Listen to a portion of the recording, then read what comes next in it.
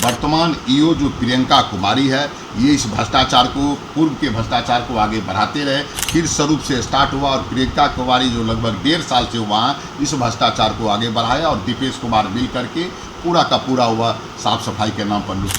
पिपरा को नगर पंचायत का दर्जा क्या मिला? कार्यपालक पदाधिकारियों के लिए भ्रष्टाचार का बड़ा दरवाजा खुल गया। और उसके बाद क्या नियम, क्या कानून, इतने करोड़ के भ्रष्टाचार को अंजाम दिया गया। नमस्कार, आप देख रहे हैं देशवाणी न्यूज और मैं हूं आपके साथ अंजलि तिवारी। ये पूरा मामला जो है, ये पूरा घोटाला जो है, ये पूरा भ्रष्टाचार जो है वो सुपौल से सामने आया है, जहां पर पिपरा को एक बड़ी जिम्मेदारी दी गई, एक बड़ा दर्जा दिया गया और उसके बाद कार्यपालक पदाधिकारियों के लिए ये एक अपॉर्चुनिटी बन गया। इतना ही नहीं बल्कि इन कार्यपालक पदाधिकारियों के द्वारा 6 करोड़ का बड़ा घोटाला किया गया है। बता दें कि आंकट भ्रष्टाचार में डूबा हुआ है नगर पंचायत पिपरा। सत्ता के संरक्षण में पहले एक बेलगांव कार्यपालक पदाधिकारी ने सफाई घोटाला किया था और अब ये मामला सामने आया है। दरअसल बता दें कि पिपरा को नगर पंचायत का दर्जा क्या मिला? मानव विकास के नाम पर खजाना खोलने की छूट भी साथ में मिल गई है।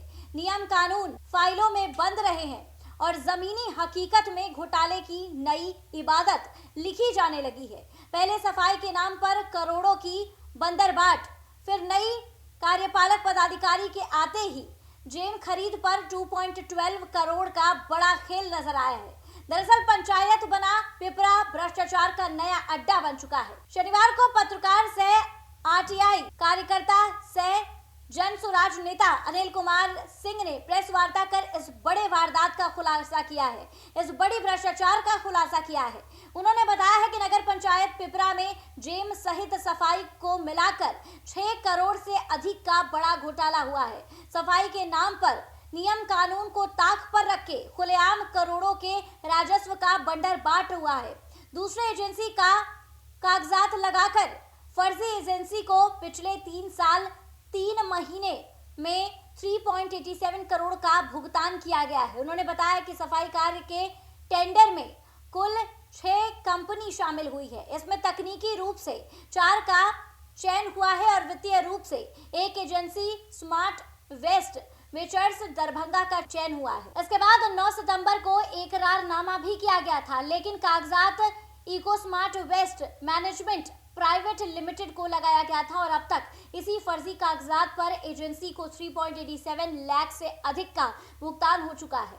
तत्कालीन ईओ कृष्ण स्वरूप के इसी कारनामों में नई ईओ प्रियंका कुमारी को जुलाई 2024 में पदभार ग्रहण करने के लिए कहा गया था। इस पर कार्रवाई के कई ईओ इस घोटाले में शामिल है। बता दें कि फर्जी सफाई एजेंसी चयन कर घोटाले में तत्कालीन ईओ सहित जिला स्तरीय अधिकारी एडीएम ने भी महत्वपूर्ण भूमिका निभाई है। 6 सितंबर 2022 को सफाई कार्य के लिए निविदा निकाली गई थी। तत्कालीन एसडीएम विधुभूषण चौधरी और तत्कालीन कृष्ण स्वरूप के नेतृत्व में वित्तीय रूप से स्मार्ट वेस्ट वेचर्स का चयन किया गया था। कंपनी पूरी तरीके से फर्जी थी, बावजूद विभाग द्वारा इसको जिम्मेदारी दी गई और अब बता दें कि बड़ी भ्रष्टाचार को अंजाम दिया गया है। तस्वीरें आप देख सकते हैं जहां पर अधिकारी जो है जांच पड़ताल करने में लगे हुए हैं। इन तस्वीरों को देख सकते हैं और इनके माध्यम से ये क्या कुछ बताते हुए नजर आ रहे हैं, आप इनकी बातों को सुन लीजिए। देखिए, सुपौल जिला में भ्रष्ट अधिकारी,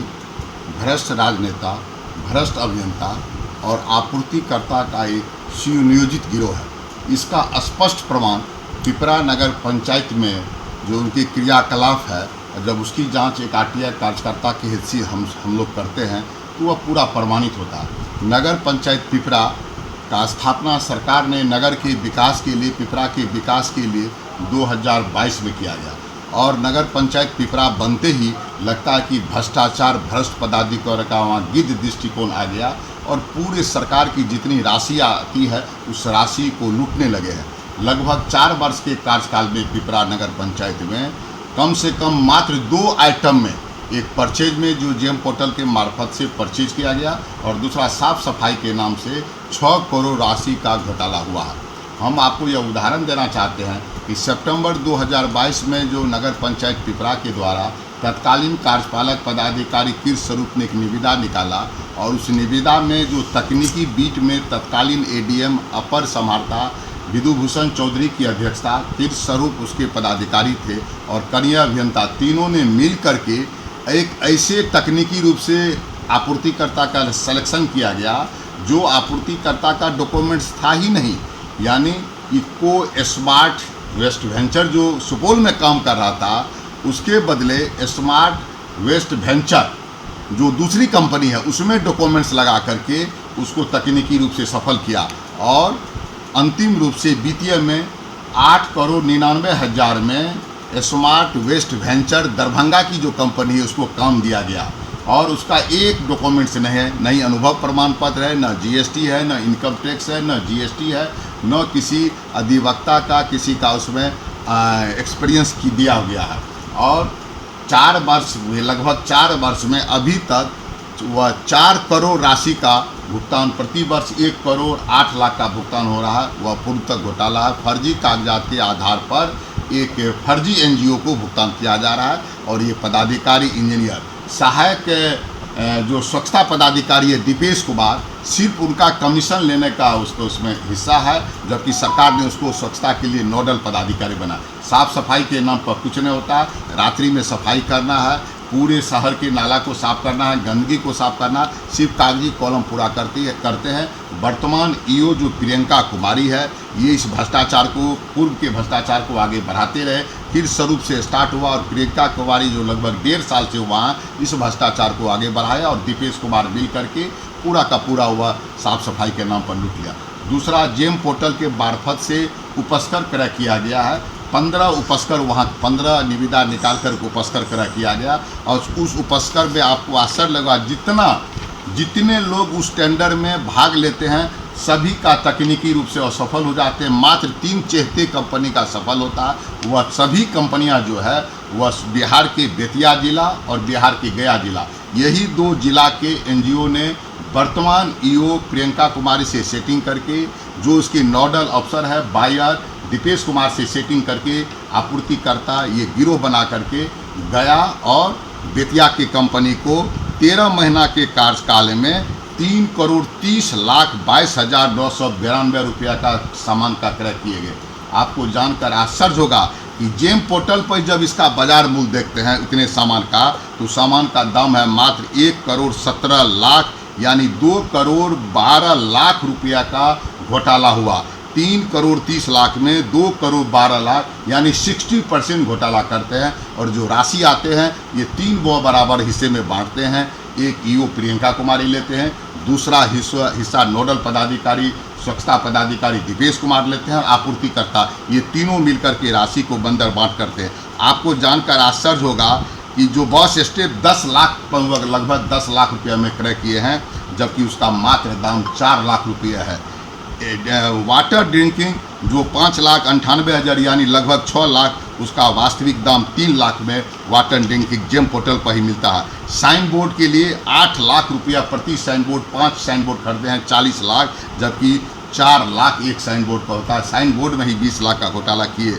और एक टॉयलेट मशीन जिसका दाम 12 लाख रुपया में परचेज किए गए हैं, वह 8 लाख में मिलता है। हम ये कहना चाहते हैं कि जेम पोर्टल ने पारदर्शिता लाने के लिए क्रय में लिया गया था, लेकिन पारदर्शिता के नाम पर ये वर्तमान ईओ विभाग के है, ये वरीय पदाधिकारी के संरक्षण में ये सामान हो रहे हैं। कई लोगों ने शिकायत किया, शिकायत के बाद कुछ नहीं हुआ। अंततः हमने इनकी तमाम मामले को उजागर करते हुए और आर्थिक अपराध इकाई में जाकर के इसकी निश्चित रूप से जांच की मांग करेंगे।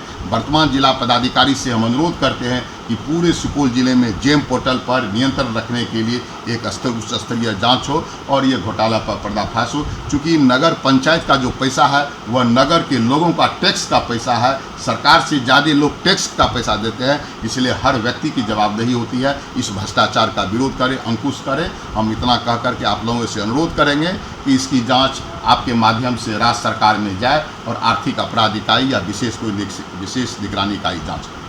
देखिए, सुपौल से ये बड़ा भ्रष्टाचार का खेल सामने आया है, जहां पर पिपरा को एक नया दर्जा दिया गया, जिसके बाद वहां के कार्यपालक पदाधिकारी ने इसे भ्रष्टाचार का बड़ा दरवाजा खोलने का संकेत समझ लिया और उसके बाद उन लोगों ने ना नियम को ध्यान में रखा और ना ही कानून को।